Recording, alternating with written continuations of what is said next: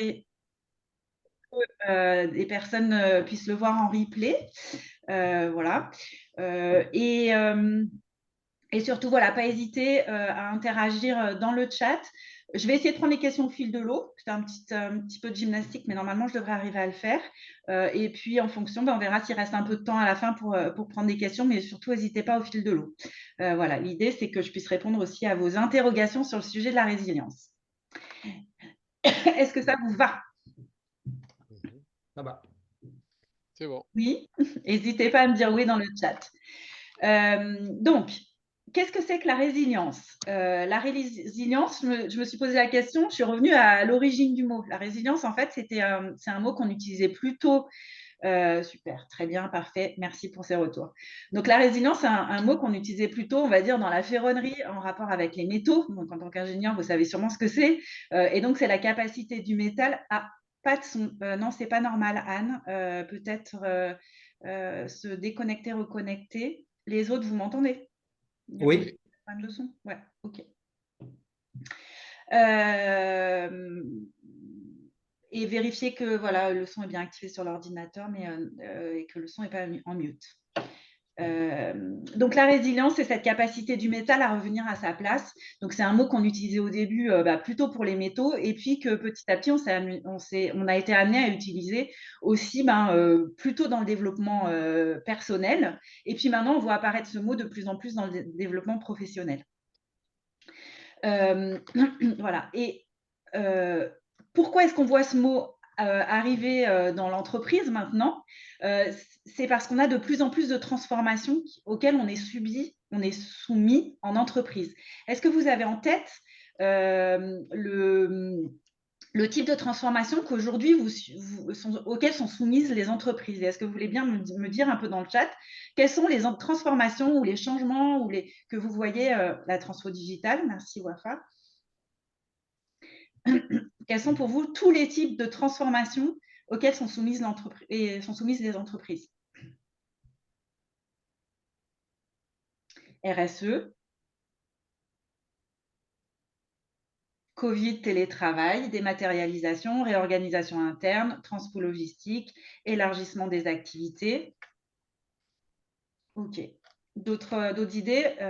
Transformation humaine, l'intelligence artificielle, bien évidemment, typologie d'énergie, la rapidité d'adaptation, le marché qui évolue, oui, Ludovic, l'externalisation, la globalisation. Merci Yann, oui, ça en fait déjà pas mal. Je vous en ai listé là, et c'est peut-être pas exhaustif, mais en effet, transformation digitale et technologique, l'automatisation à une époque, qui maintenant devient l'automatisation avec l'intelligence artificielle, les transferts organisationnels, le marché qui évolue, le mode de consommation qui évolue, par exemple, les stratégies concurrentielles qui évoluent avec l'avènement du digital, tout ce qui est changement réglementaire, changement législatif, les événements géopolitiques, les transformations socio-économiques, l'exposition du business aux zones de conflit, c'est ça aussi, en effet, que j'ai peut-être pas listé, les transformations liées à la santé publique. Donc il y a l'un de vous qui a parlé du Covid, c'est tout à fait ça. C'est ces moments où on a dû travailler différemment à cause du Covid. Je suis désolée, je suis un peu enrhumée, donc j'espère que je ne perdrai pas ma voix, je vais le faire au mieux. Mais il y a tout ce qui est aussi changement humain. Il y en a un qui l'a dit, la Yann. Donc, les changements, par exemple, dans les attentes des collaborateurs, on voit qu'on a de plus en plus de managers qui sont perdus face à l'arrivée des générations Y et Z. Et puis, j'avais rajouté la cybercriminalité aussi, le besoin qu'on a maintenant de plus se protéger, de plus protéger ces systèmes d'information, etc., etc. Donc, ce qu'on voit, c'est que je ne vous apprends rien, les transformations sont de plus en plus variées. Et puis surtout, elles s'accélèrent. Et alors là, j'ai juste mis un graphe, j'aurais pu en mettre des vingtaines différents. J'ai mis le chiffre d'affaires généré par l'intelligence artificielle. Je trouvais ça intéressant de voir en 2016, au début de l'intelligence artificielle. Et aujourd'hui, là où on en est, on voit que les changements sont exponentiels, ils vont de plus en plus vite. Voilà, donc de plus en plus de changements différents et variés, et puis des changements qui sont de plus en plus rapides, ce qui peut être brutal pour les employés. Et en effet, c'est le problème aujourd'hui, c'est que ces changements, ils vont induire chez les salariés et même chez nous personnellement, hein, pas que chez la salariée, mais en tout cas au sein de l'entreprise, une impression de plus en plus de naviguer à vue. Et là, c'est pareil, je On va donne des pas mettre exemples, hein. les haut-parleurs, j'ai pas réussi. Des difficultés, par exemple, d'infobésité, de plus en plus d'informations à absorber, des injonctions contradictoires. Et pour vous dire, moi, au sein de Sanofi, hein, mon expérience chez Sanofi, à la fin de ma carrière, c'est vraiment ça qui me faisait le plus souffrir, l'écart entre les politiques affichées et puis ce qu'on voyait concrètement au niveau des salariés, des collaborateurs. Et puis, bien évidemment, ces changements, ben, ça induit des sorties de zones de confort de plus en plus importantes. Et ça, vous l'avez vu, c'est un mot à la mode, la zone de confort. Mais aujourd'hui, les salariés sont de plus en plus, on leur demande de plus en plus de changer de rôle, de changer d'expertise, de changer de façon de travailler. Et donc, on les amène à faire des sorties de zone de confort. Bien évidemment, tout ça, je ne vous surprends pas, ça génère du stress, du surmenage et ça peut générer de la perte de sens. Voilà. Donc, en fait, on est dans un environnement où tous ces changements amènent de la souffrance au travail. Alors, la souffrance au travail, elle a toujours existé avec des formats qui peuvent être différents. Mais en effet, aujourd'hui, ces changements récurrents, assez violents et de plus en plus rapides génèrent du surmenage et du stress. Et c'est pour ça qu'on parle de résilience maintenant en entreprise, parce qu'il faut trouver des moyens pour faire en sorte que les collaborateurs souffrent moins de ces changements. Une chose est sûre, c'est qu'on ne va pas pouvoir demander aux entreprises d'arrêter les changements. On est dans un monde de changements, on le voit, hein, et ce n'est pas que dans l'entreprise. Donc, il y aura de plus en plus de changements. Et la question de la résilience, elle est autour de comment est-ce qu'on peut mieux les vivre. Comment nous, en tant que collaborateurs, managers, dirigeants, on peut mieux les vivre et comment on peut accompagner les collaborateurs au sein de l'entreprise à mieux les vivre. Voilà. Et c'est pour ça, c'est ça qui m'a amené à avoir envie de vous parler de résilience aujourd'hui, parce que c'est un sujet qui me touche beaucoup et qui, pour moi, est vraiment d'actualité aujourd'hui, avec ces changements de plus en plus récurrents, violents, et cette souffrance que l'on voit de plus en plus présente au travail. Voilà. J'ai envie de vous demander comment est-ce que vous évaluez aujourd'hui votre résilience au travail. Si vous me donnez un chiffre entre 1, résilience très faible, et 10, résilience très bonne, comment vous trouvez votre capacité à absorber les changements, à vous remettre en cause, à vivre avec ces injonctions contradictoires? Est-ce qu'elles vous font souffrir ou pas? Voilà, donc on a des gens qui sont très résilients, on a des 10, on a des 8, on a des 9. J'ai vu passer un 4, un 5. Ok, donc plutôt aujourd'hui un sentiment d'avoir une plutôt bonne résilience au changement avec des 5, des 6, donc plutôt moyen pour certains. Ok. Moi, pour tout vous dire, hein, il y a eu des périodes où je me suis sentie vraiment plutôt en dessous du 5, plutôt à subir, et j'ai été confrontée à des collaborateurs qui avaient vraiment l'impression de subir. Ouais, après un burn-out. Et en effet, c'est bien de ça dont on parle, Sylvie, hein, par exemple, c'est ces situations de surmenage qui sont souvent liées à une difficulté à s'adapter ou à prendre à tolérer tous ces changements auxquels on est soumis. Merci de m'avoir partagé vos niveaux de résilience, et on voit que c'est très variable et c'est normal. C'est dépendant pour chacun. Chacun va avoir une résilience différente. Ça va dépendre aussi de ce qu'on a vécu. Ça va dépendre aussi de à quoi on est soumis dans son environnement de travail. Donc, on peut avoir des contextes très différents. Ce qu'on voit, c'est qu'il y en a pas mal qui ont une bonne résilience, et quand même quelques-uns pour lesquels la résilience est à travailler. Ce que je vous propose, je ne vous ai pas proposé encore le menu, il est quart. Sur les 45 minutes qui restent, c'est de faire un petit focus sur qu'est-ce que c'est que la résilience. Voilà, qu'est-ce que maintenant, on a parlé des métaux, maintenant, qu'est-ce qu'on appelle vraiment la résilience maintenant en entreprise?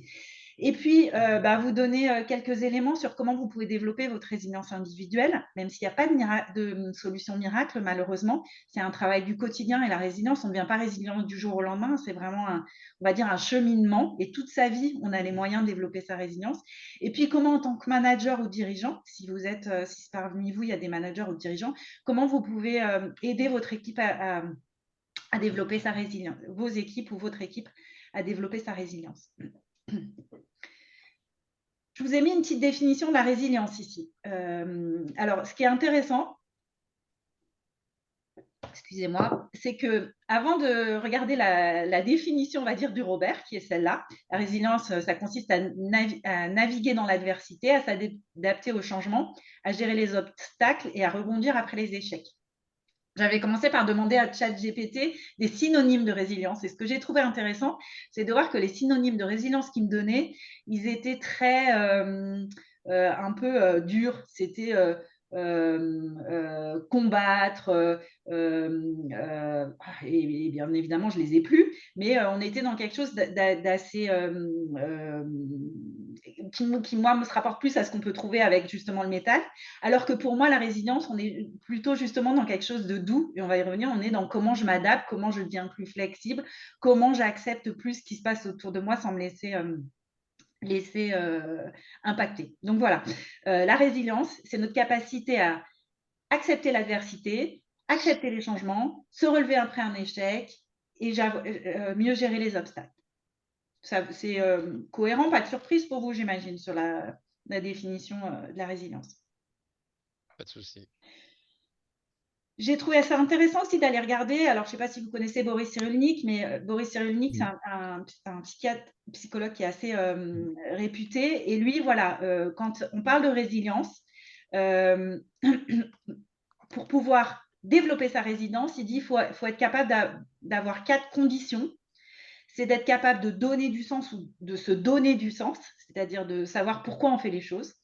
De se construire un récit, c'est d'être capable de mettre en mots ce qui se passe, par exemple mettre en mots un échec pour pouvoir mieux le surmonter. D'avoir construit ce que lui il appelle une alliance, c'est-à-dire d'avoir construit une alliance avec des gens autour de vous qui vous permettent de vous sentir soutenu et d'être dans un environnement sécurisé. Voilà. Donc ça, du point de vue de la psychologie, c'est les 4 conditions pour développer sa résilience, pour arriver à être résilient. Donner du sens, mettre des mots sur ce qui se passe, être soutenu et avoir un environnement sécurisé. On va regarder ce que ça veut dire en entreprise. Voilà. Avant de vous en dire plus sur l'une ou l'autre des résiliences, voilà, 2 niveaux de résilience à considérer. C'est important d'avoir ça en tête, c'est qu'en fait, on va pouvoir dire d'une personne qu'elle est résiliente, donc elle a une capacité à bien gérer les obstacles ou qu'elle a une capacité à se remettre de l'adversité de manière individuelle et à tous les niveaux de l'entreprise. On pourra avoir des collaborateurs résilients, un manager résilient, un dirigeant résilient. Et puis, on va avoir aussi la résilience organisationnelle. C'est dans quelle mesure on est capable de rendre l'organisation résiliente, l'équipe résiliente. Donc, en fait, le niveau de résilience d'une organisation va dépendre de 2 choses. Quel est le niveau de résilience de chacun des membres? Et puis, quel est le niveau de résilience de l'organisation de manière collective? Je vois qu'il y a Stéphanie, pas de problème pour le retard, on a commencé. Je continue la présentation. Voilà, donc 2 niveaux de résilience, la résilience individuelle et la résilience collective. Voilà. Donc, est-ce qu'il y a des questions à ce stade? Parce que c'est vrai que j'avance, je ne vous demande pas s'il y a des questions, si tout est clair. N'hésitez pas à les mettre dans le chat si besoin. Donc, sur la définition de la résilience, qui est notre capacité à se remettre de l'adversité, et puis sur ces 2 niveaux de résilience, que sont la résilience individuelle et collective. OK, pas de surprise. Donc, développer sa résilience individuelle. Voilà, en fait, ce qu'on peut, les soft skills, les savoir-être que l'on peut développer pour améliorer sa résilience, pardon, pas sa résistance. La résistance, c'était un des synonymes de résilience. Mais donc, et c'est pour ça que je vous disais, en fait, pour moi, on n'est pas dans quelque chose de dur, on est plutôt là dans quelque chose de très se recentrer sur soi. Et donc, pour développer sa résilience, en fait, on va aller travailler sur du développement personnel, en fait. Hein.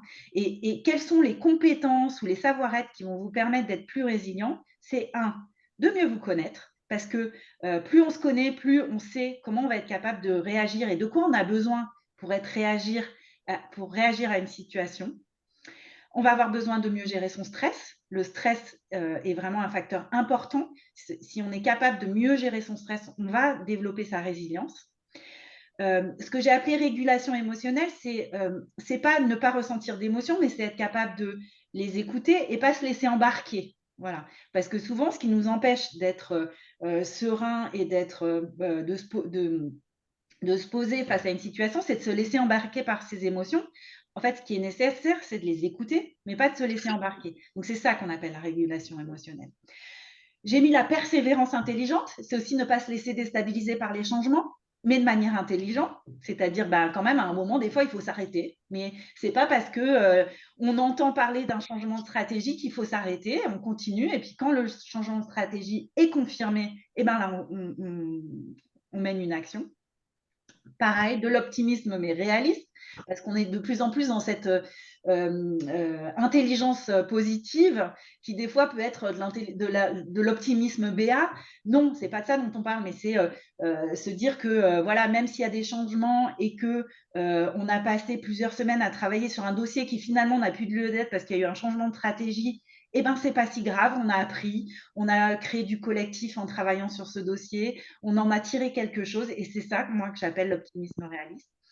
L'apprentissage continu, c'est se dire qu'à un instant T, nos compétences ont de la valeur, mais qu'elles ne sont pas nécessaires et suffisantes parce qu'on l'a vu, on a vu l'explosion d'intelligence artificielle et moi, je vous recommande de ne pas mettre des œillères comme si l'intelligence artificielle n'était pas là, mais de vous dire, en fait, quel serait mon intérêt pour moi à me renseigner, à me former, qu'est-ce que je peux en tirer pour moi et peut-être pour l'entreprise, et donc être dans un mode d'apprentissage continu. Développer vos relations et vos réseaux de soutien, Horace, bonjour. ne pas être seul. Et il y a, je vais Oui. le son, hop, hop. Si vous pouvez vous mettre en mute, ceux qui ne le sont pas. Rebondir après l'échec, donc ça c'est aussi une compétence qu'on peut se développer, hein, d'apprendre à rebondir après un échec. Faire preuve de flexibilité et d'acceptation et être capable de trouver du sens. Ça, on n'a pas tous cette capacité-là, mais ça s'apprend aussi. Aller trouver du sens dans ce qu'on fait, aller se dire qu'est-ce que je fais aujourd'hui, comment je peux le rattacher à quelque chose qui a du sens. Voilà. Donc, vous voyez, c'est un panel très large de compétences. Bien évidemment, ces compétences, on ne les développe pas en claquant des doigts. J'ai envie de dire, c'est un chemin. Et développer sa résilience, c'est un chemin de développement personnel. Et puis celui que j'ai mis en bas, qui pour moi est le principal, qui est que pour être résilient, il faut être bienveillant avec soi-même. C'est-à-dire, il faut s'écouter, il faut accepter qu'il y a des injonctions contradictoires qu'on ne supporte pas, et c'était mon cas, et dire que c'est OK. S'écouter quand c'est plus possible d'accepter certaines choses, etc. Parce que résilience, ça veut dire accepter l'adversité, mais pas à n'importe quel prix. Voilà. Donc, faire preuve de bienveillance avec soi-même. Je vois qu'il y a quelqu'un qui a réagi. Est-ce que ça vous parle? Est-ce que ça vous fait réagir?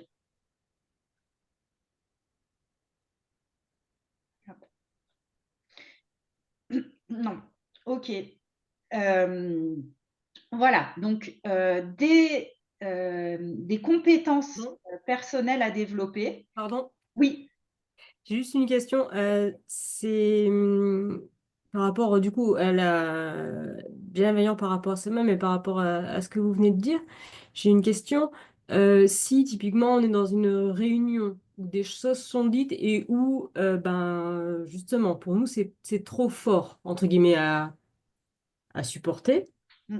euh, Qu'est-ce qu'on doit faire? Est-ce qu'il est possible de se mettre en genre, je fais comme si je n'étais pas là, mais je reste, ou bien est-ce qu'on doit une formule de politesse et s'échapper? Alors, je ne vais pas avoir de réponse, Stéphanie, là, un cas particulier comme ça. En fait, il faut faire la chose juste et il faut surtout que ça vous protège et que ça soit respectueux des autres. Donc, le mieux, ça serait de pouvoir peut-être en parler, mais après, je ne connais pas le contexte. Voilà. Mais ce que j'ai envie de dire, c'est que prendre soin de soi et être bienveillant avec soi-même, c'est justement s'écouter et faire quelque chose de juste, mais en s'assurant qu'on respecte un certain nombre qu'on respecte les autres. Voilà. Donc, en fait, il faut juste que ça soit juste. Oui, non, je parle de formule de politesse, c'est parce que peut-être que ce que nous on vit comme enfin, qui ne nous correspond pas à nous, c'est pas forcément le cas pour tout le monde et c'est supportable pour d'autres. Donc, voilà, et des fois, il y a aussi cette situation où, en salle de réunion, par exemple, on est un petit peu coincé dans le truc. Voilà. Je comprends, Stéphanie, mais alors après, n'hésitez pas, je vous mettrai à la fin un rendez-vous découverte pour prendre une demi-heure avec moi, parce que je ne vais pas pouvoir traiter des points vraiment spécifiques comme ça, ouais, mais mince. On peut en reparler avec plaisir. Voilà. Et je regarde parce qu'il y a eu d'autres réactions. N'hésitez pas à couper les webcams, oui, en effet, recherche de sens, c'est quel sens de notre activité. Oui, alors WAFA, ça fait pas mal de... Alors, je reprends, excusez-moi. Quelles sont les techniques pour développer ses compétences? Alors, je vais en parler. Ça fait pas mal de compétences à développer. Oui, je suis d'accord, mais c'est l'histoire d'une vie, c'est ce que je vous disais. Hein, on ne devient pas complètement résilient du jour au lendemain. Et moi-même, j'ai développé ma résilience, mais le chemin est encore long. Recherche du sens. Oui, c'est ça. Merci, Dean. C'est rechercher du sens, c'est se faire un cadeau. Ça arrive avec la sagesse. En effet, c'est pareil. Petit à petit, on apprend à donner du sens à nos activités là où c'est pas évident dès le début. Donc oui, tout ça, c'est un cheminement. Voilà. Et donc, je vais passer sur le sujet développer sa résilience, je suis désolée, individuelle. Je suis allée dans le mauvais sens. Voilà. Ah non, oui, j'étais allée dans le mauvais sens. Oui, je voulais juste vous donner 4 mythes. Souvent, quand on parle de résilience, les gens pensent que être résilient, c'est accepter tout sans se plaindre. Non, c'est pas accepter tout sans se plaindre. Et c'est en rapport, Stéphanie, avec ce que vous disiez sur la réunion. Si la réunion n'est pas acceptable, ça peut vouloir dire en effet sortir. Ça peut vouloir dire aussi prendre la parole pour dire que pour nous, c'est pas OK. Ça peut vouloir dire se mettre en retrait. Mais en tout cas, c'est pas tout accepter sans se plaindre. Et à un moment, il est normal d'exprimer des choses. Alors, c'est peut-être le mot se plaindre qui pose problème, mais en tout cas, il ne s'agit pas de tout accepter. C'est pas une qualité innée, c'est ce qu'on vient de dire, ça se développe. Les personnes résilientes n'ont pas besoin de soutien. Au contraire, les personnes résilientes sont les personnes qui arrivent à avoir du soutien, qui sont capables de développer un réseau de soutien. Et être résilient ne signifie pas ne jamais sentir de stress. Loin de là, les gens ressentent tous plus ou moins du stress, mais tous du stress. Et en fait, c'est plutôt dans notre capacité à savoir le gérer, savoir s'écouter, savoir s'entourer pour que, trouver des moyens pour diminuer le stress. Voilà. Donc, en fait, je voulais juste lever 4 mythes parce que des fois, on a l'impression qu'être résilient, c'est accepter tout, pas se plaindre et être fort. Et c'est ce que je disais. Non, il ne s'agit pas d'être fort. Il s'agit d'apprendre à être plus flexible, à s'écouter plus, à se respecter plus pour arriver à mieux accepter ce qui se passe. Voilà. Si ça aide. Voilà. Donc, pour renforcer sa résilience, j'ai mis quelques exemples. J'ai mis, alors le premier petit bonhomme, c'est les gratitudes. En fait, prendre conscience de toutes les bonnes choses qui nous arrivent, des gentillesses faites par les personnes, ça nous aide, autour de nous, ça nous aide à développer son optimisme, par exemple. J'ai mis la méditation. Alors, ce n'est pas la méditation, c'est aussi toute activité qui va vous ressourcer. Parce qu'en fait, être résilient, c'est aussi éviter de perdre son énergie. Donc, être aussi capable de se ressourcer. Donc, ça peut être la méditation, mais ça peut être en fait toute activité qui vous permet de poser un peu le cerveau. Ça peut être le jardinage, ça peut être la marche en nature, ça peut être le tricot, moi j'adore tricoter, ça peut être des fois faire la vaisselle pour certains, ça peut être n'importe quelle activité qui vous permet de poser un peu votre cerveau et qui vous ressource. Et attention, quand on dit ressourcer, passer du temps avec ses enfants, ce n'est pas obligatoirement de la ressource. Ça peut être aussi consommateur d'énergie. Donc quand je dis se ressourcer, c'est faire des activités qui sont vraiment ressources pour vous. Voilà. J'ai mis la nature avec les petites feuilles. J'ai mis le sport, bien évidemment. Le sport, c'est un moyen aussi d'apprendre à évacuer son stress, etc. Donc, tout ça, ça contribue. Voilà. J'ai mis le journaling à la fin. Donc, c'est écrire ses émotions, écrire ses victoires, écrire... voilà. Tout ça, c'est aussi des activités. Passer par l'écrit ou passer par l'oral. L'oralité sont des activités qui permettent de prendre du recul. Et en fait, quand on parle de résilience, souvent, on parle de faire un pas en arrière pour se dire, OK, l'échec que je viens d'avoir, il n'est pas si grave. Et ça, des fois, écrire les émotions qu'on ressent au moment d'un échec, ça peut être un bon moyen pour prendre ce recul. Voilà. Et j'ai mis en dessous l'accompagnement. L'accompagnement, il peut être de toutes sortes.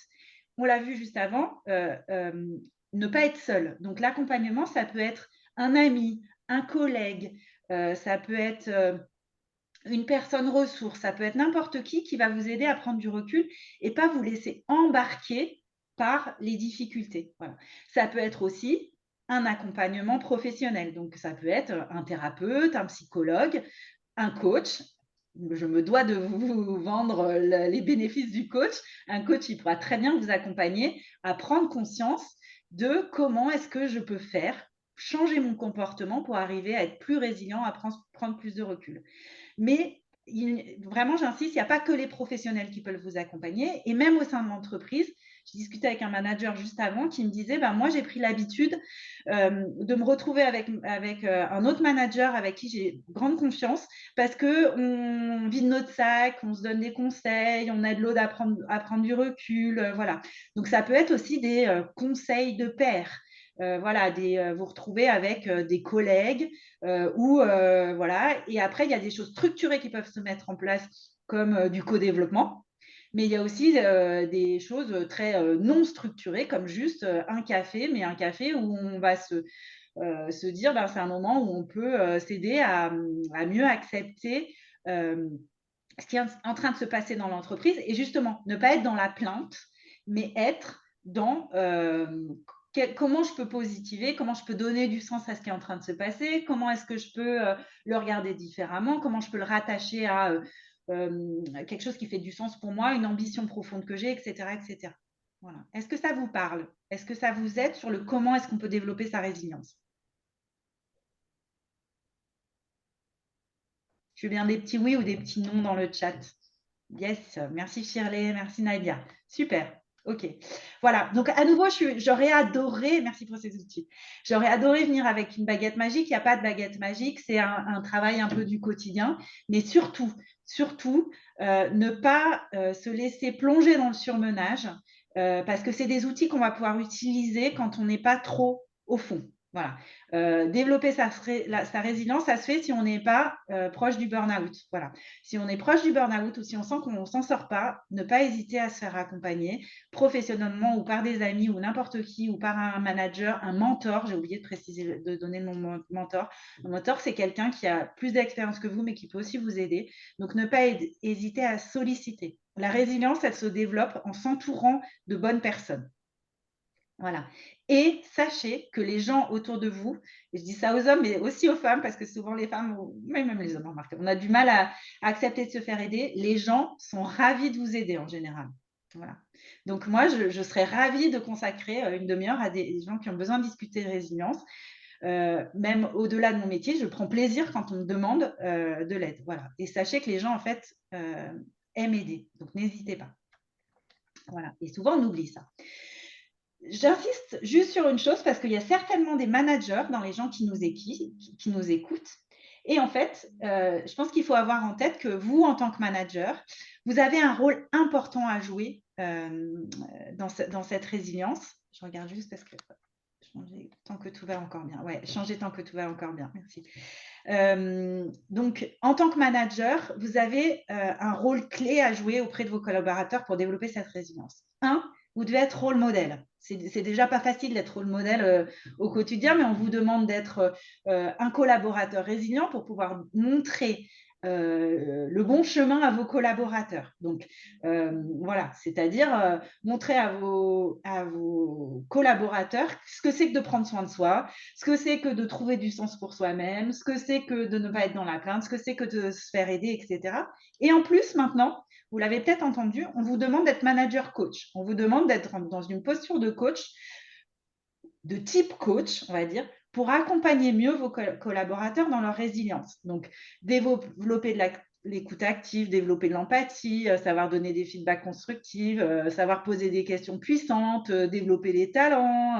Voilà. Donc, moi, je fais partie des gens qui pensent que les managers ont un rôle clé dans l'entreprise, que souvent ils font le maximum qu'ils peuvent, mais que ce n'est pas évident parce que voilà, c'est un rôle qui est très exigeant et qui n'est pas inné. Donc, pareil, Messieurs et madame les managers, prenez soin de vous, n'hésitez pas à demander de l'aide. C'est important que vous arriviez à développer cette posture aussi pour aider, accompagner vos collaborateurs, mais quelle pression. Voilà, donc prenez soin de vous aussi. Voilà, avec ce qu'on a vu avant. Voilà, ne jamais rester seul, quel que soit le niveau de résilience. Et merci à Guy de nous dire ça. Je ne sais pas si c'est votre prénom ou votre nom de famille, mais voilà, c'est important, en fait, pour la résilience, en effet, de s'entourer. Voilà, des questions, parce que j'arrive à la fin du chapitre sur la résilience individuelle. Est-ce que sur la résilience individuelle, vous avez des questions? Et je suis passée très vite, écoute active, empathie, feedback constructif, question puissante, je peux peut-être préciser ça. En fait, Ouais. c'est une compétence de coach, en fait, la question puissante. C'est qu'en fait, aujourd'hui, on vous demande de plus en plus d'aider vos collaborateurs à évoluer. Et pour aider vos collaborateurs à évoluer, ça va dépendre des collaborateurs. Il y en a qui sont plus autonomes que d'autres, qui n'ont pas le même niveau de maturité, mais on peut vous demander aussi parfois de ne pas leur apporter des réponses toutes faites et pour les embarquer mieux, pour qu'ils trouvent leur propre solution. Et c'est ça qu'on appelle les questions puissantes. C'est un des outils principaux des coachs.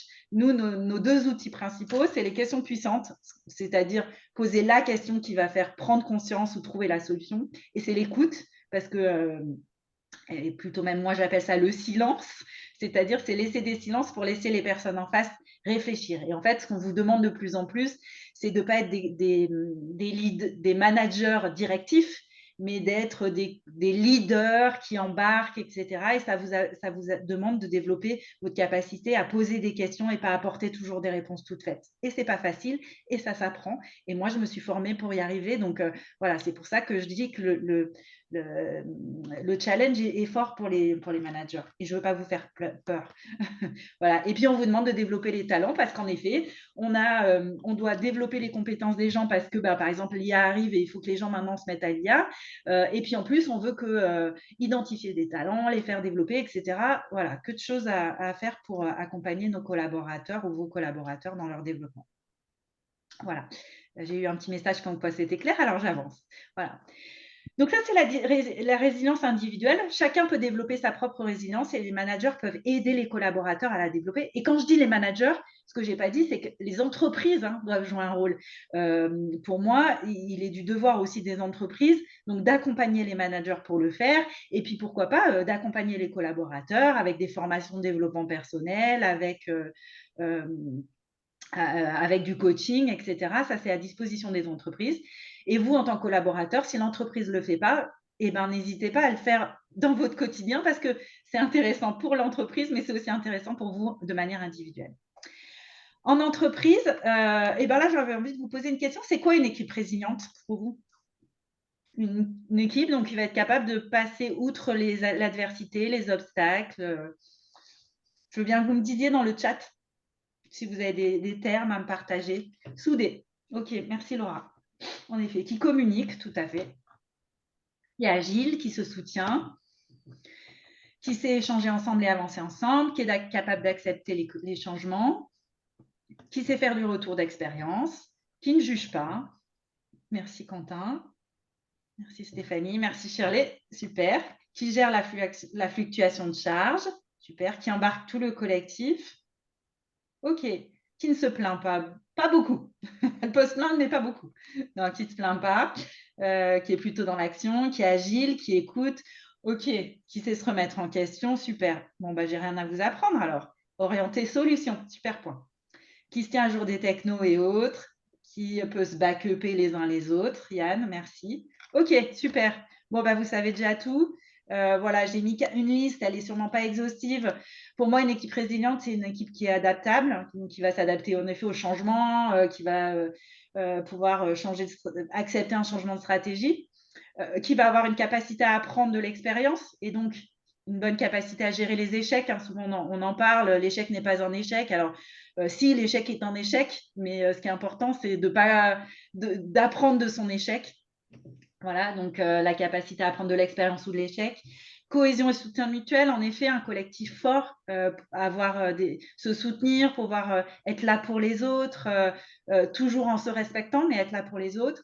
Orienter solution, il y en a un qui l'a dit, et merci pour ça. En effet, c'est une équipe qui ne va pas se plaindre, qui va pouvoir plutôt se dire comment je trouve une solution, comment je fais, comment je change la donne, comment je m'oriente vers quelque chose de nouveau pour éviter la situation dans laquelle on est. Une communication ouverte et honnête, et puis confiance et responsabilisation. Donc ça, c'est aussi important. C'est un collectif qui marche, c'est un collectif dans lequel le manager a confiance et qui va responsabiliser les gens au sein de son équipe. Voilà. Je regarde parce qu'il y a encore un petit mot dans le chat, qui accepte les différences de point de vue. Tout à fait, qui accepte les différences de point de vue. Merci Sylvie. Voilà, donc à nouveau, hein, c'est peut-être pas exhaustif, mais vous comprenez l'idée, ça va être une équipe qui va être capable de s'adapter à tous ces changements, et pour ça, il faut un collectif fort, il faut une orientation solution, il faut ne pas se laisser déstabiliser par les obstacles et les échecs. Voilà. Et alors là, à nouveau, là, quand on parle du collectif, à nouveau, notre manager, il a un rôle important, hein. Et en fait, le rôle du manager, c'est d'accompagner cette équipe à arriver à faire en sorte que l'équipe n'ait pas le sentiment de subir. Parce qu'en fait, une équipe résiliente, c'est une équipe qui ne va pas avoir le sentiment de subir. Donc, c'est une équipe qui se met dans l'action, Oups là, excusez-moi, qu'est-ce que j'ai fait? J'ai perdu ma présentation. Hop, voilà. Qui se met dans l'action. Voilà. Donc, notre manager, ce qu'il va avoir besoin de faire pour son équipe, et à nouveau, hein, ça dépend de lui, mais pas que. Il faut que les collaborateurs jouent le rôle, mais le manager, il va falloir, pour que ses collaborateurs aient ces qualités-là, qu'ils soient adaptables, qu'ils créent la cohésion d'équipe, que la communication soit ouverte, qu'ils soient capables d'être orientés solutions, il faut que le manager donne le terreau pour ça en fait. Et donc le manager, il va falloir qu'il soit capable de définir une vision, donner du sens, définir une vision stratégique. Et c'est pas évident hein, des fois à un niveau opérationnel de traduire la stratégie pour que ça fasse sens aux gens. Et ça c'est vraiment pas évident et c'est quelque chose qui s'apprend. Savoir gérer les priorités de l'équipe, savoir communiquer de manière pertinente et avec un terme qui, pour moi, est fondamental, qui est la transparence. C'est important de faire preuve de transparence et je dirais même d'ouverture. Un manager, il ne doit pas, pour pouvoir embarquer ces gens, il doit leur faire part aussi de ses doutes, de ses difficultés. Alors, il ne doit pas communiquer sur tous les problèmes, parce que c'est aussi dans son rôle de faire le tri dans ce qui est à dire et pas à dire, mais il arrivera plus à embarquer son équipe s'il dit que lui aussi, par exemple, à un moment, c'est difficile pour lui. Voilà. Et ça, c'est pas toujours facile de le faire quand on est manager. Développer l'esprit d'équipe. Et là, je parle pas juste de team building, hein, je parle vraiment de développer la collaboration, inciter les gens à travailler en binôme, créer vraiment du collectif. Être capable d'offrir un environnement sécurisé, ça passe aussi par ce que je disais, hein, trier ce qu'on dit, éviter, travailler ses formulations quand les périodes sont difficiles. En fait, on peut présenter les choses de manière un peu rassurante ou pas rassurante, voilà. Et un truc hyper important, c'est donner de la reconnaissance. Donner de la reconnaissance et célébrer les succès. Célébrer les succès individuels et célébrer les succès d'équipe. On est dans un environnement d'entreprise où on évalue les gens sur leur réussite personnelle, souvent, et c'est génial. Maintenant, on évalue les gens sur ce qu'ils font. C'est un côté qui peut être motivant si c'est bien fait, mais on oublie souvent le collectif. Et moi, je trouve que c'est vraiment important que le manager il soit capable de célébrer le collectif et puis de gérer les conflits. Parce que malgré tout, même si les managers font tout ce qu'il faut, il y a parfois des conflits à gérer. Est-ce que ça vous parle? Est-ce que c'est un challenge pour vous? S'il y a des managers, est-ce que ça lève des réactions? Où vous en êtes par rapport à ce que je communique? Des questions? Parce que je vois qu'il est 45, donc on aura une toute petite période on aura une petite période de questions. Donc s'il y a des questions, vous pouvez les poser au fil de l'eau, n'hésitez pas. Non, c'est clair ce que je vous dis, vous apprenez rien. Vous apprenez plein de choses.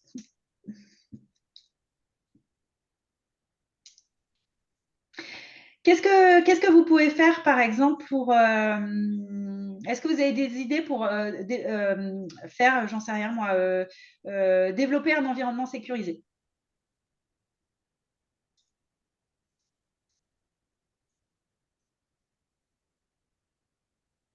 Est-ce que vous avez des idées? Les managers, là, comment vous faites? Alors, j'ai vu ne pas blâmer, ouais, faire circuler l'information. La gestion du conflit, Aurélie, c'est délicat. Oui, c'est délicat. Alors, sur la gestion des... c'est clair. Ah oui, je n'avais pas vu toutes vos remarques. En fait, je ne sais pas pourquoi je ne voyais plus vos remarques. Très bien, donc c'est clair, condensé, beaucoup d'infos. OK. Bien penser à célébrer les succès collectifs. En effet, la gestion des conflits, c'est délicat. Je suis d'accord. Là-dessus, Aurélie, en fonction du type de conflit, ne pas hésiter à se faire aider, faire rentrer une personne tierce, qui peut être une personne de l'entreprise. Voilà, des fois, ça peut aider. Il y a des gens qui sont spécialisés là-dessus pour les conflits aussi. Moi, je fais de la médiation de conflits si besoin aussi. Voilà, ne pas blâmer, faire circuler l'information, établir une relation de confiance, exactement, accepter les échecs, partager les informations. La transparence dans les prises de décision aide aussi à établir un climat de confiance. Exactement. OK, merci pour tous ces éléments et la plupart des choses des choses ont été dites. Je pense que ce qui développe un environnement sécurisé, c'est aussi d'être capable de, par exemple, d'être dans un environnement où les gens savent qu'ils peuvent que tout peut être dit à partir du moment où c'est respectueux des règles, des personnes, etc. Donc, ça veut dire aussi s'autoriser soi à faire preuve d'ouverture. À nouveau, j'y reviens parce que c'est un sujet qui est très important pour moi, l'ouverture dans les équipes pour permettre que les gens se sentent à l'aise pour dire. Parce qu'en fait, les personnes qui sont le plus à même de vous dire de quoi ils ont besoin, c'est les collaborateurs. Et pour qu'ils vous disent de quoi ils ont besoin, il faut que la parole soit ouverte. Voilà. Et pour que la parole soit ouverte, il faut que la vôtre soit ouverte aussi. Voilà. À titre de conclusion, voilà. Donc, en fait, les entreprises, elles n'ont pas le choix. Elles ont besoin que la résilience se développe parce qu'elles ont besoin, vous le voyez, hein, il y a quand même une forte préoccupation autour des risques psychosociaux. Ce n'est pas pour rien, c'est parce que la résilience, c'est ce qui évite les risques psychosociaux. Donc, il est nécessaire que les entreprises accompagnent leurs collaborateurs dans le développement de leur résilience personnelle.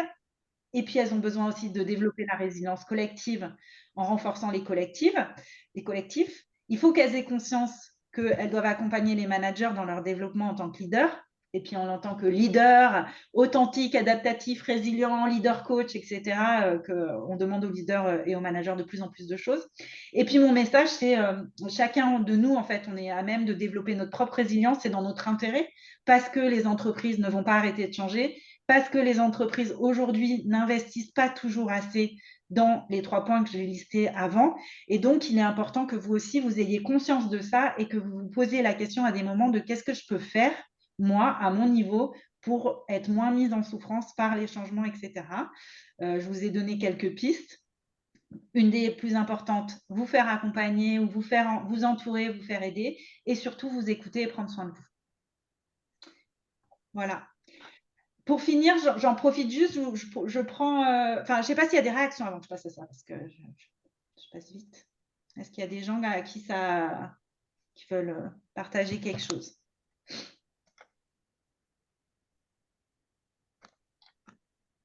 Avoir confiance. OK. Eh bien, avant de finir, j'en profite juste pour... parce que je vous ai dit qui j'étais, mais je ne vous ai pas dit ce que je faisais plus spécifiquement. Donc, si jamais vous avez besoin de développer votre résilience ou celle de vos équipes, moi, je fais 3 types d'interventions. Je fais du coaching individuel. Donc, j'accompagne les managers à développer leur leadership ou je peux aussi accompagner des collaborateurs en situation difficile.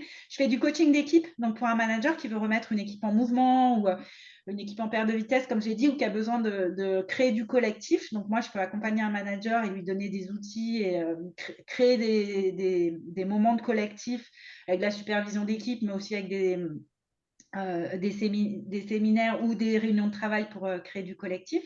Et puis, je fais aussi du management de transition. Donc, dans ce cas-là, je prends plutôt en charge une équipe dans des périodes plutôt de crise ou de forte transformation. Voilà, je vous ai mis mes coordonnées si vous voulez me joindre. Sachez que je suis très présente sur LinkedIn, donc n'hésitez pas à me suivre. Voilà, et puis il nous reste quelques minutes s'il y a des questions. Voilà, parce que finalement, j'ai le temps de prendre quelques questions. Non, c'est tout clair. Merci pour les applaudissements. J'ai vu qu'Olivier m'applaudissait. C'est tout bon pour vous? Pas de questions?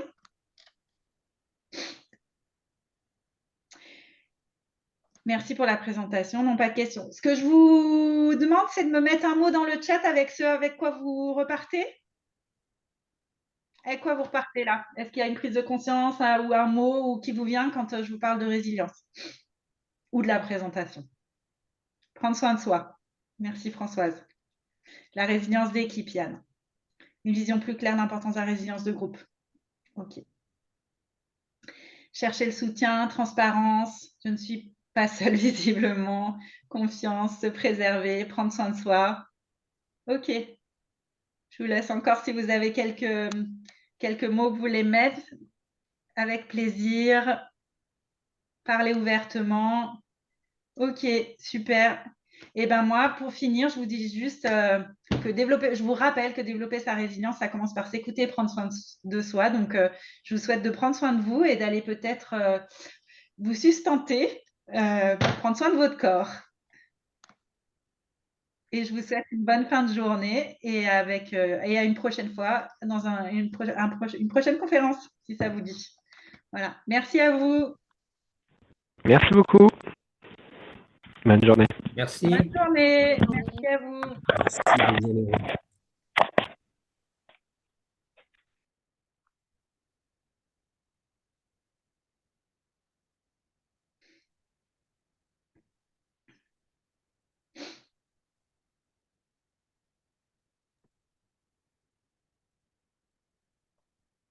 Merci Vanessa. Ça a été? Ouais, très bien, super, bravo. Merci Patrick. Merci de m'avoir donné cette opportunité. Je t'en prie, hein. Écoute, avec plaisir. Hein. Et on se remet en contact alors. Merci. Ouais, c'est ça. Allez, bonne Bonne fin de journée. À bientôt.